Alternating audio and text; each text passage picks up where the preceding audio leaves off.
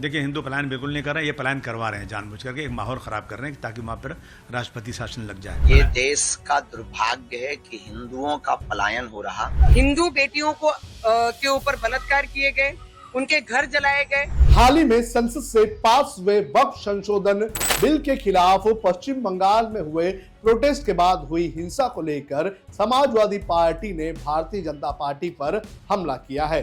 Samajwadi party के नेताओं का यह कहना है कि ये बीजेपी की साजिश है। बीजेपी पश्चिम बंगाल में राज्यपाल का शासन लगाना चाहती है। पश्चिम बंगाल में हुई हिंसा को लेकर और वक्फ संशोधन बिल को लेकर क्या कहा है महाराष्ट्र के नेताओं ने और कैसे समाजवादी पार्टी के नेता अबू आजमी ने बीजेपी पर निशाना साधा है, इसकी जानकारी आपको इस वीडियो में देंगे। नमस्कार, आप देख रहे हैं लोकमत हिंदी। मेरा नाम है सोनू कनौजिया। आपको बता दें कि कुछ दिनों पहले संसद से वक्फ संशोधन बिल पास हुआ था। भारतीय जनता पार्टी का यह कहना है कि इस बिल के पास होने से जो गरीब मुसलमान हैं और जो महिलाएं हैं उनको फायदा मिलेगा।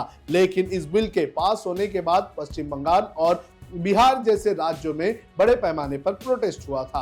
पश्चिम बंगाल की अगर बात करें तो यहां पर प्रोटेस्ट होने के बाद हिंसा हुई थी और इसी को लेकर अब समाजवादी पार्टी के जो नेता है अबू आजमी, उन्होंने भारतीय जनता पार्टी पर निशाना साधा है। समाजवादी पार्टी के नेता ने यह कहा है कि यह बीजेपी की साजिश है। बीजेपी पहले हिंसा करवाती है और बाद में वहां पर राज्यपाल शासन लगाती है। आप भी सुनिए क्या कहना है समाजवादी पार्टी के नेता अबू आजमी का।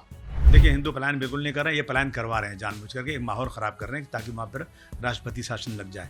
मैं बता दूं, जहाँ जहाँ हिंसा हो रही है ना, आज से नहीं, अंग्रेज़ों के ज़माने से, प्रशासन और हुक्मरान जनरल डायर के ज़माने से ये चाहते हैं कि कुछ न कुछ छोटी मोटी प्रोटेस्ट हो और छोटी मोटी हिंसा हो जाए और उस हिंसा के बहाने से अपना पूरा बल प्रशासन का, पूरी ताकत, पूरी पुलिस सबको लगा करके ये एक बड़ी हिंसा दिखाकर बहुत से लोगों का हौसला तोड़ दें। बहुत से लोगों का हौसला तोड़ देंगे। उनकी जो है उनको ऐसी सजाएं दी जाएंगी, आने वाली नस्लें याद करेंगी, उनके हौसले ख़त्म हो जाएंगे, उनके घर गिरा दिए जाएंगे। गांधी जी के ज़माने में से होता आया है ये कि इस तरह के प्रोटेस्ट जाने से बच्चों को रोकना चाहिए।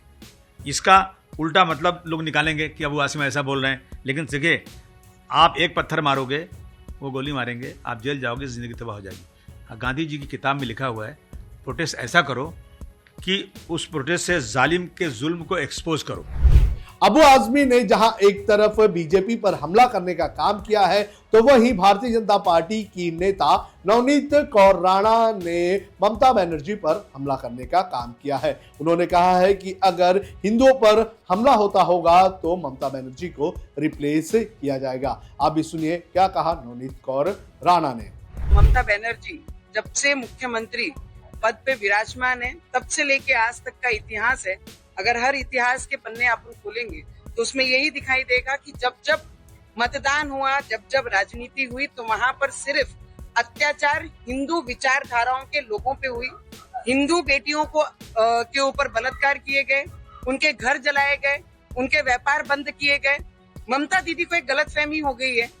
2014 के बाद वो जिस तरीके से सोच रहे थे कि बांग्लादेश, वेस्ट बंगाल को बांग्लादेश जैसा चित्र निर्माण करेंगे, पर वो भूल गए कि इस देश में आज जो प्रधानमंत्री बैठे हैं वो राम भक्त हैं। तुम्हारी कांग्रेस के कार्यकाल में वो सब चित्र चल गया।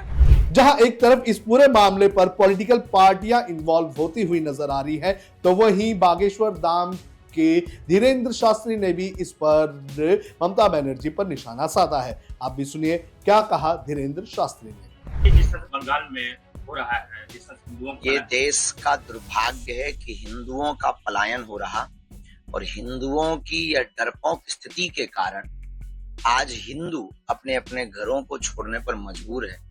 आज बंगाल में हो रहा, कल महाराष्ट्र में होगा, परसों मध्य प्रदेश में होगा।